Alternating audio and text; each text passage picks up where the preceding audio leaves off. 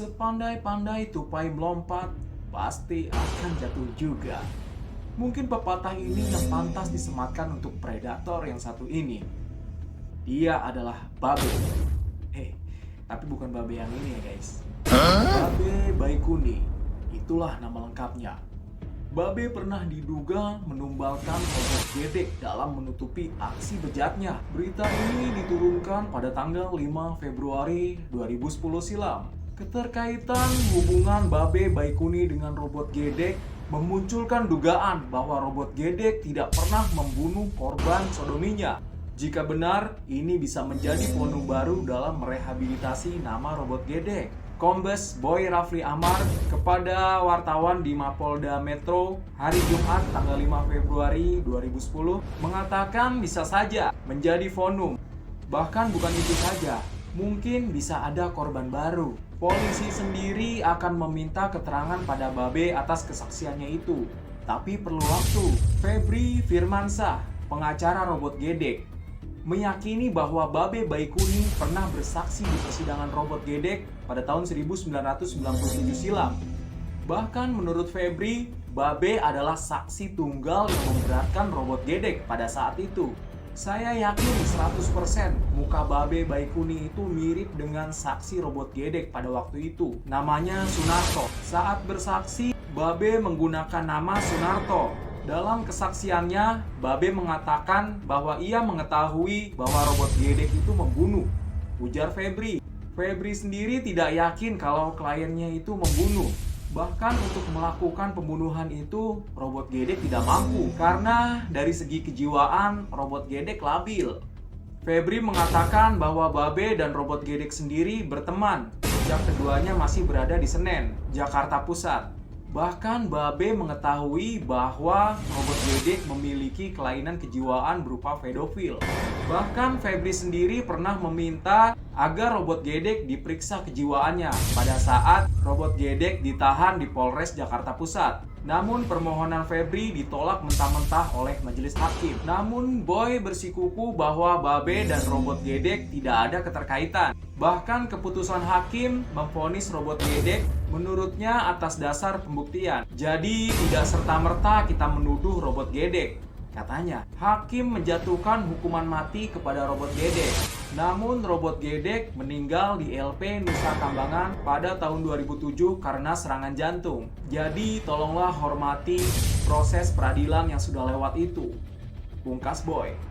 Nah guys, siapa sebenarnya Babe dan apa yang telah dia lakukan?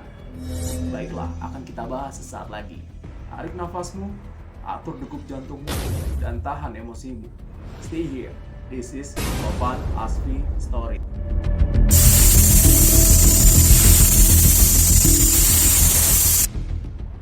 Subuh-subuh, potongan tubuh tanpa kepala ditemukan di samping jembatan BKT, Banjir Kanal Timur Cakung, Jakarta Timur. Tak ada yang tahu siapa pemilik potongan tubuh tersebut. Sehari setelahnya, tanggal 9 Januari 2010, tak jauh dari Banjir Kanal Timur, ditemukan kantong plastik mencurigakan di Sungai Rawateratai, Cakung. Warga yang ketakutan melaporkan ke Polsekta Cakung untuk diperiksa. Saat kantong dibuka, potongan kepala bocah menyembul dari dalam. Potongan-potongan tubuh itu lalu diperiksa di Rumah Sakit Kepolisian Pusat RS Sukanto. Berdasarkan hasil pemeriksaan tim forensik, potongan tubuh itu berasal dari seorang anak laki-laki berusia 6-9 tahun. Lewat tes DNA, polisi juga mengantongi identitas korban bernama A, anak biologis dari Indra dan Nur Hamidah. Siapakah pembunuh A? Bagaimana bocah semuda A bisa menjadi korban pembunuhan sadis? Untuk menemukan jawabannya, mari kita mundur 1 hari sebelum potongan tubuh A pertama kali ditemukan. A adalah pengamen yang biasa beraktivitas di angkutan kota di sekitar Pulau Gadung. Sebenarnya A masih punya keluarga, tetapi ia biasa menginap bersama teman-teman sesama pengamen di sebuah rumah kontrakan di Gang Masjid di Pulau Gadung. Jakarta Timur. Rumah itu adalah milik Baikuni alias Babe. Hari itu 7 Januari 2010, pagi-pagi A datang ke lapak Babe berjualan di depan Pulau Gadung Trade Center. A hanya menyapa karena sudah lama A tidak mampir main ke tempat Babe. "Kemana aja lu?" kata Babe. "Di rumah aja, Be," jawab A. Setelah ngobrol sebentar, A pergi mengamen sampai siang dan kembali ke tempat Babe berdagang rokok. Saat A kembali, A langsung dipangku oleh Babe. Rambutnya dielus-elus dan disisir lembut dengan jari oleh pria yang saat itu berusia 50 tahun. Kebetulan saat itu anak-anak yang ditampung di rumah Babe, DS, AP, dan WK juga sedang berada di sana. Babe lalu memanggil bocah-bocah itu dan suruh menjaga dagangannya. Babe bilang katanya mau membawa A ke PTC sebentar. "Woi Tong, jagain bentar ya dagangan gue ya. Gue mau ke PTC bentar nih sama si A." Ternyata Babe malah bawa A ke rumah kontrakannya. Sesampainya di rumah kontrakan, Babe langsung memandikan A, membuatkannya mie instan dan juga teh manis. Sementara A makan siang, Babe duduk sambil nonton TV. Setelah selesai makan, A berdiri. Nah, kemudian Babe juga ikut berdiri karena dia melihat A ingin pergi. Kemudian Babe langsung mengunci pintu dan mengajak si A yang belum berumur 10 tahun itu untuk berhubungan badan. Namun A menolak. Marah karena penolakan A, Babe langsung mengambil tali rafia yang berada di rak baju. Lalu Babe menjerat leher A dan menariknya dengan tangan kiri sekuat tenaga. Dan tangan kanannya mendorong kepala A sambil menekannya. Tubuh A jatuh lemas. Bocah pengamen itu tewas kehabisan oksigen. Dan yang gilanya lagi, setelah A tewas, Babe malah membawa tubuh A yang sudah tak bernyawa itu ke kamar, lalu mencabulinya. Setelah melakukan aksinya, Babe langsung kembali ke tempatnya berdagang. Kepada DS, AP, dan WK, Babe mengaku kedatangan tamu dari Tangerang. Nah, untuk itu Babe meminta ketiga bocah itu menjaga dagangannya lebih lama lagi. Nyatanya Babe kembali ke kontrakannya untuk membereskan mayat A dengan goloknya. Untuk prosesnya gue skip ya guys. Setelah rapi, dia kembali ke PTC untuk menjemput dagangannya dan ketiga bocah asuhannya itu.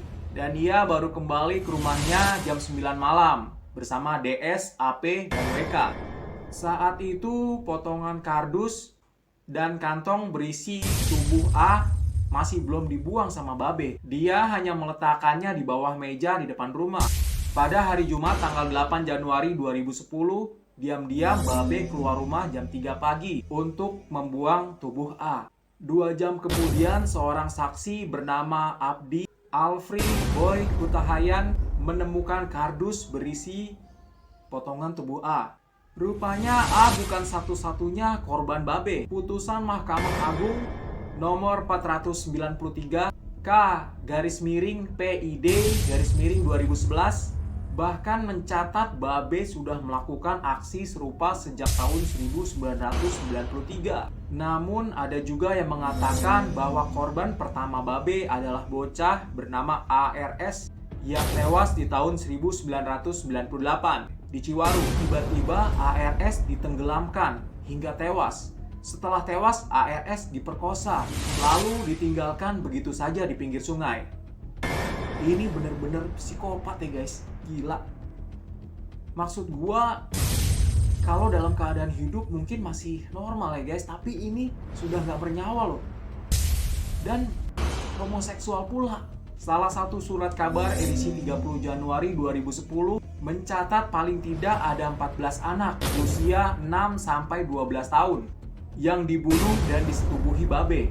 Akibat perbuatannya, awalnya Baikuni diberi hukuman seumur hidup pada 6 Oktober 2010 oleh Pengadilan Negeri Jakarta Timur. Lalu ia mengajukan banding di Pengadilan Tinggi Jakarta dan malah diberi hukuman mati pada 18 Januari 2011. Pengacara Baikuni, Rangga Rukisar, lalu mendaftarkan memo kasasi ke Mahkamah Agung. Namun Mahkamah Agung menolak karena Baikuni telah membunuh 14 anak dan 4 orang diantaranya dimutilasi. Meski hukuman mati itu sudah final sejak April 2011, namun sejak berita ini diturunkan pada bulan Desember 2021, eksekusi Baikuni masih belum dilakukan. Menurut pihak keluarga, Baikuni masih suka menelpon keluarganya pada saat dia berada di LP Cipinang. Semoga hukum bisa berbuat seadil-adilnya ya guys. Lo bayangin ya, pada saat itu posisi gue juga masih kecil guys. Gue nggak tahu kalau ada yang namanya Baikuni itu. Tapi kalau sekarang ya ketemu orang-orang kayak gitu, lain lagi ceritanya ya guys. Yang jelas kita harus menjaga anak-anak kita dari hal-hal yang tidak baik. Yang pastinya hanya kita yang bisa melindungi anak-anak kita guys. Cukup sekian konten kali ini. Semoga kita dapat mengambil pelajaran dari apa yang telah kita bahas pada hari ini. Terima kasih atas perhatiannya. Mohon maaf atas segala kesalahan baik yang disengaja maupun yang tidak disengaja. Akhirul kalam. Assalamualaikum warahmatullahi wabarakatuh.